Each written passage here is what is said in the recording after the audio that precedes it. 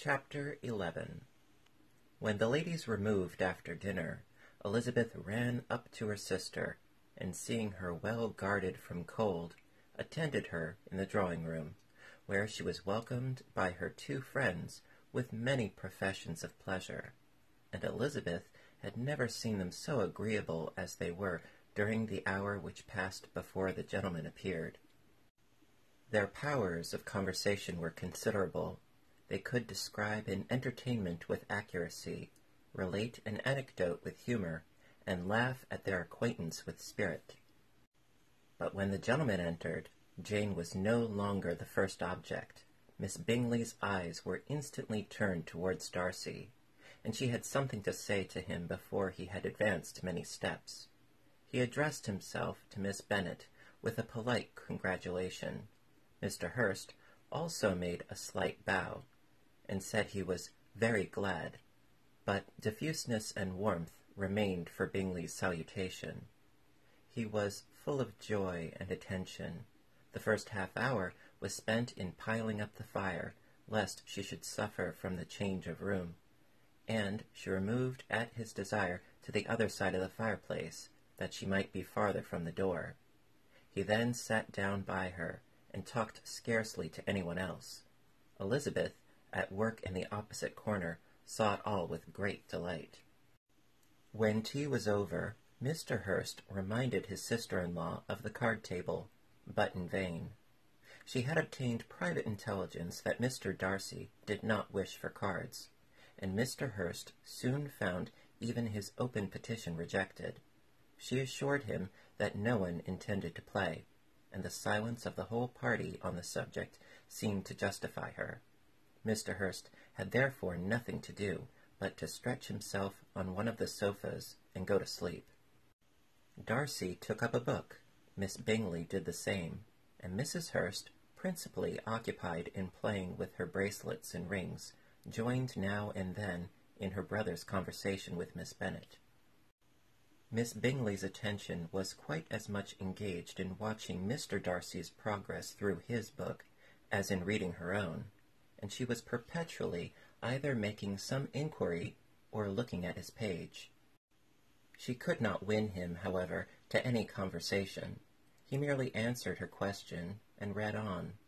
At length, quite exhausted by the attempt to be amused with her own book, which she had only chosen because it was the second volume of his, she gave a great yawn and said, "How pleasant it is to spend an evening in this way! I declare, after all, there is no enjoyment like reading. How much sooner one tires of anything than of a book! When I have a house of my own, I shall be miserable if I have not an excellent library." No one made any reply. She then yawned again, threw aside her book, and cast her eyes round the room in quest of some amusement, when, hearing her brother mentioning a ball to Miss Bennet, she turned suddenly towards him and said, "By the by, Charles, are you really serious in meditating a dance at Netherfield?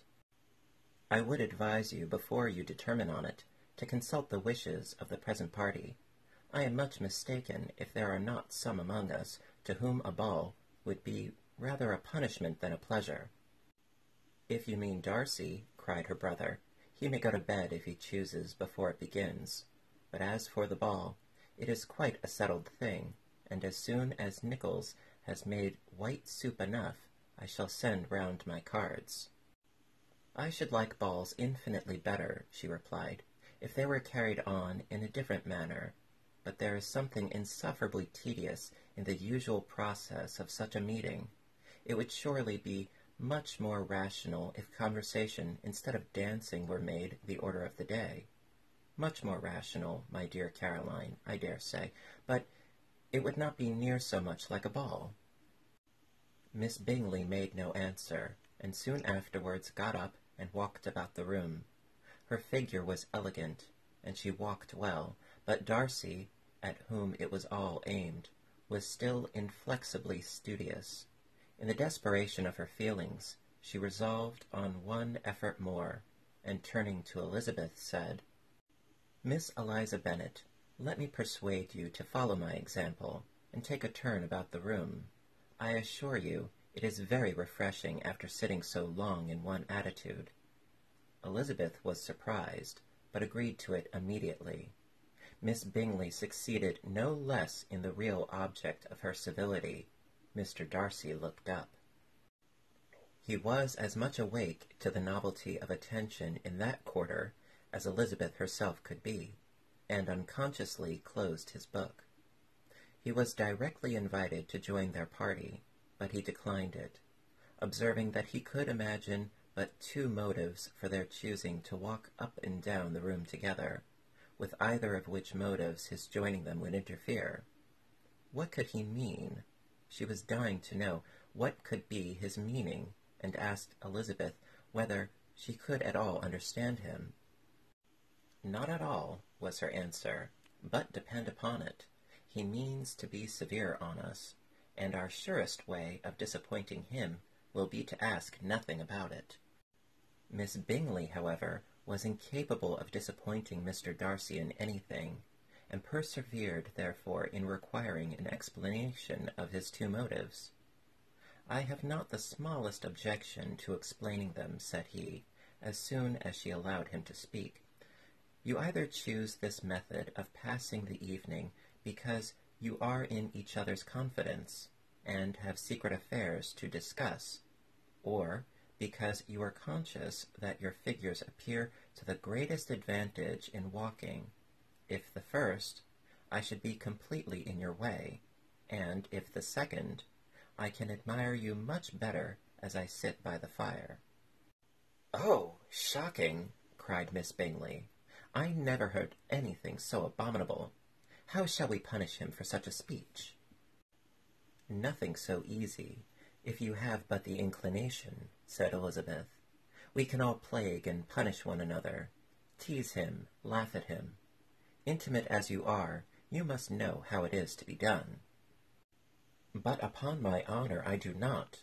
I do assure you that my intimacy has not yet taught me that.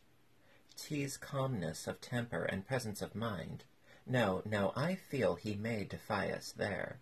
And as to laughter, we will not expose ourselves, if you please, by attempting to laugh without a subject. Mr. Darcy may hug himself." "Mr. Darcy is not to be laughed at," cried Elizabeth. "That is an uncommon advantage, and uncommon I hope it will continue, for it would be a great loss to me to have many such acquaintances. I dearly love a laugh." "Miss Bingley," said he, "has given me credit for more than can be. The wisest and the best of men, nay, the wisest and best of their actions, may be rendered ridiculous by a person whose first object in life is a joke." "Certainly," replied Elizabeth, "there are such people, but I hope I am not one of them. I hope I never ridicule what is wise or good. Follies and nonsense, whims and inconsistencies do divert me, I own, and I laugh at them whenever I can. But these, I suppose, are precisely what you are without." "Perhaps that is not possible for anyone, but it has been the study of my life to avoid those weaknesses which often expose a strong understanding to ridicule, such as vanity and pride.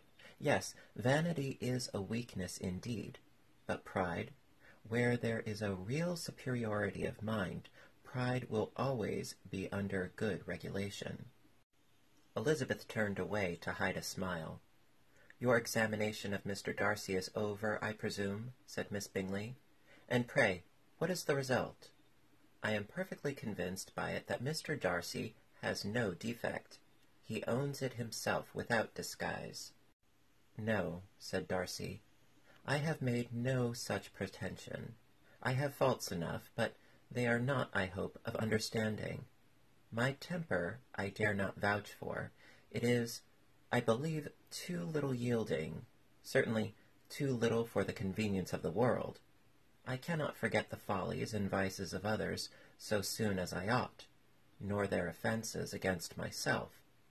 My feelings are not puffed about with every attempt to move them.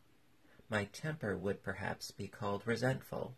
My good opinion, once lost, is lost forever."